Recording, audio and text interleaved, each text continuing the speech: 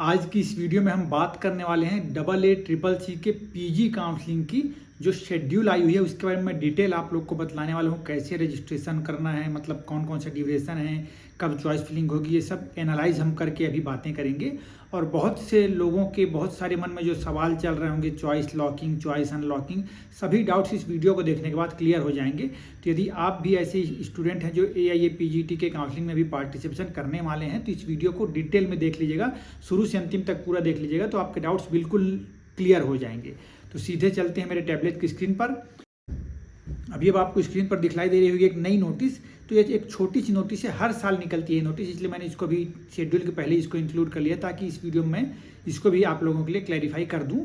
यहाँ पे देखिए लिखा हुआ है 9/9/2024 के डेट में नोटिस निकली हुई है और क्या बातें बतलाई गई हैं कि अगर ऐसे बच्चे who wish to choose PG seat under national institute of Ayurveda NIA Jaipur Rajasthan during choice filling, आपको क्या करना है जब आप अपना चॉइस फिलिंग के लिए to opt selection of counselling वाले ऑप्शन में आपको क्या चुनना पड़ेगा, उसके लिए सेंट्रल यूनिवर्सिटी नेशनल इंस्टीट्यूट ये वाला ऑप्शन आपको चुनना है। क्योंकि आप में से बहुत से लोगों को इस बारे में जानकारी होगी कि हमारा जो ये NIA जयपुर है ये डीम्ड टू बी यूनिवर्सिटी अभी है, तो ऐसा नहीं है कि आपको इसके लिए डीम्ड वाला ऑप्शन चुनना है, इसके लिए भी आपको सेंट्रल यूनिवर्सिटी वाला ऑप्शन चुनेंगे तो काम आपका बन जाएगा। इसके अलावा कोई और डीम्ड में आप चाह रहे होंगे तो उसके लिए आपको डीम्ड यूनिवर्सिटी वाला ऑप्शन ही सेलेक्ट करना है। ये एक छोटा सा नोटिस यहाँ पे लिखा हुआ है जिसके बारे में यूजुअली आप लोग जानते होंगे और हर साल के काउंसलिंग के पहले ये नोटिस एक आती है, इसलिए मैंने इस साल इसके ऊपर अलग से वीडियो नहीं बना रहा हूँ। मैं सीधे हम अभी बात करने वाले हैं टाइम शेड्यूल के बारे में। तो मैं निकाल लेता हूँ टाइम शेड्यूल हमारा क्या है, अच्छे से समझने का प्रयास करिएगा। बातें बहुत कठिन नहीं है पर बच्चे कुछ कुछ गलतियां कर लेते हैं। तो देखिए देखते हैं AA CCC की PG काउंसलिंग है फॉर एकेडमिक ईयर 2024-25। काफ़ी कुछ चेंजेस यहाँ पे किए गए हैं, क्या क्या चेंजेस हैं वो सब अभी हम देखते हुए चलते चलेंगे। ठीक, तो यहाँ पे देखिए क्लियरली क्या लिखा है। सबसे पहले ये शेड्यूल में राउंड 1, मैं इसको रेड कलर से मार्क करता हूँ आपके लिए, ये देखिए राउंड 1 लिखा है ये। तो ये राउंड 1 का काउंसलिंग प्रोसेस कैसे क्या स्टार्ट होने वाला है। तो यहाँ पे लिखा है verification of tentative seat matrix bye AA CCC NCISM NCH, मतलब कि इसमें हमको कुछ नहीं करना है। 9 सितंबर से लेकर 10 सितंबर तक ये अपडेट होगी, मतलब कि साइट में पूरी सीट डिस्ट्रीब्यूशन की कैटेगरी सब चीज़ें अपडेट यहाँ पे ये लोग आपस में कर लेंगे, ये इसमें हमारा कोई रोल नहीं है। आफ्टर दैट आएगा रजिस्ट्रेशन एंड पेमेंट। तो कुछ बच्चे पूछ रहे सर रजिस्ट्रेशन केवल 10 तारीख को होगा क्या, अंतिम दिन भी कर सकते हैं क्या, ये सब तरह के क्वेश्चंस आप लोगों के मन में आ रहे हैं। तो इसका आंसर है कि 10 सितंबर से लेकर 16 सितंबर के बीच आप 16 सितंबर दोपहर 2 बजे तक आप रजिस्ट्रेशन और पेमेंट कर सकते हैं। ठीक है, तो ना तो 10 ना तो लास्ट डेट, तो 10 से लेकर 16 तक का समय आपके पास है। आप इसको जिस समय चाहें, जैसी सुविधा आपको पड़े वैसे आप रजिस्ट्रेशन कर पाएंगे। और पेमेंट फैसिलिटी कब तक हो पाएगी, तो पेमेंट के लिए बोला कि payment facility will be available till 5 PM of 16 सितंबर, मतलब कि 16 सितंबर लास्ट डे कहा गया है रजिस्ट्रेशन का। दोपहर में 2 बजे तक आप रजिस्ट्रेशन कर पाएंगे 16 सितंबर को, और 16 सितंबर को ही शाम के 5 बजे तक पेमेंट का ऑप्शन दिया गया है कि भाई 2 घंटे आपको फॉर्म भरने में लग जाएगा, तो पेमेंट में आपको दिक्कत ना हो, तो 5 बजे तक का सर्वर टाइम थोड़ा सा दे दिया गया अपने को। ठीक है, उसके बाद आएगा 11 सितंबर से लेकर 16 सितंबर का टाइम आएगा, इसमें आपको चॉइस फिलिंग करनी है। ठीक है, और चॉइस लॉकिंग देखिए कई बार पूछते हैं चॉइस लॉकिंग कब होगा, कैसे होगा, क्या होगा। तो यहाँ पे क्या लिखा है, choice locking from 2 PM to 11:55 PM हम 16 सितंबर, मतलब कि चॉइस लॉकिंग 16 सितंबर को होगी। ये आप ध्यान रखिएगा, पहले से घबराने भड़बड़ाने की आवश्यकता नहीं है। क्लियर है ये बात। और एक बात और यहीं पे मैं आपको मेंशन कर दूं कि अगर आप चॉइस फिलिंग कर लेते हैं और हो सकता है चॉइस लॉकिंग आप नहीं किए, तो सर्वर टाइम जब ये हो जाएगा, मतलब कि 16 सितंबर दोपहर 2 बज जाएगा, मतलब रात के 12 बज जाएंगे, है ना, तो ऑटोमेटिक आपने जो चॉइस फिलिंग कर रखी है वो ऑटोमेटिक लॉक हो जाएगा उसी सीक्वेंस में। ठीक, तो उसमें भी घबराने की बात नहीं है। तो चॉइस लॉकिंग लास्ट डे ही होगा, पहले से करने का प्रयास करेंगे तो होता भी नहीं है। ठीक, देखिएगा आगे। अब प्रोसेसिंग सीट अलॉटमेंट, इसमें हमको कुछ नहीं करना है। पब्लिकेशन ऑफ रिजल्ट, इसको हमको देखना है कि हमारा नाम आया है कि नहीं आया है।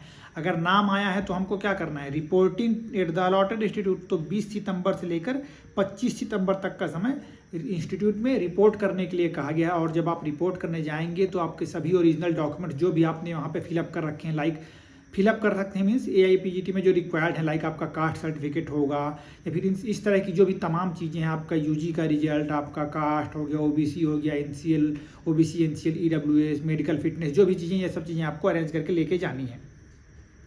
और verification of joint candidate data, जो कि इनको डाटा अपना कलेक्ट करना है कि भाई किन्होंने ज्वाइन किया किन्होंने नहीं किया, उसी के बेसिस पे तो फ्री एग्जिट या फिर फॉरफीचर ऑफ सिक्योरिटी मनी, किसी को डी बार करना है काउंसलिंग से, ये सब बातें इसी के तहत वो लोग देख पाएंगे।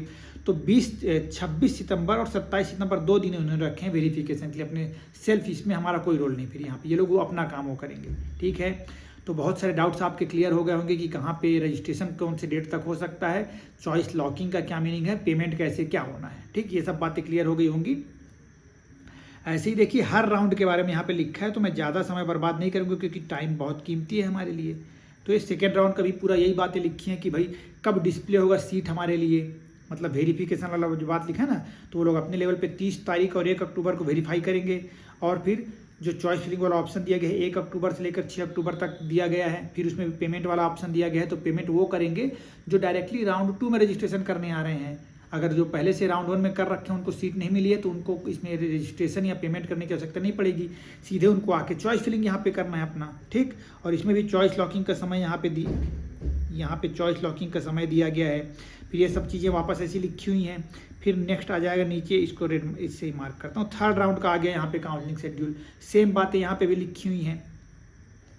उसके बाद ये जो नया अपग्रेड इस बार उन्होंने किया है कि स्ट्रे वैकेंसी के 2 राउंड ये लोग करने वाले हैं, जैसे कि यूजी में मैं बतला चुका हूँ उसको ऑलरेडी।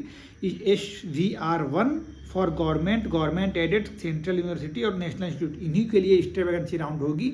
और जो डीम्ड यूनिवर्सिटी का काउंसलिंग ये करा रहा है वो केवल थर्ड राउंड तक होने वाला है। उसके बाद जो भी अगर सीट्स वैकेंट बचती हैं डीम्ड की, तो वो एलिजिबल कैंडिडेट्स की लिस्ट डीम्ड की ओर भेज देंगे, जहां पे फिर वो लोग अपने लेवल पर स्ट्रे वैकेंसी राउंड कराएंगे। उसका भी एक फ्लो चार्ट है जो इन्फॉर्मेशन बुलेटिन में है, वो मैं कुछ देर में नई वीडियो में आप लोग के साथ उसको शेयर करूंगा, उसके लिए मत घबराइए। ठीक, तो स्ट्रे वैकेंसी राउंड 2 राउंड्स में होगा।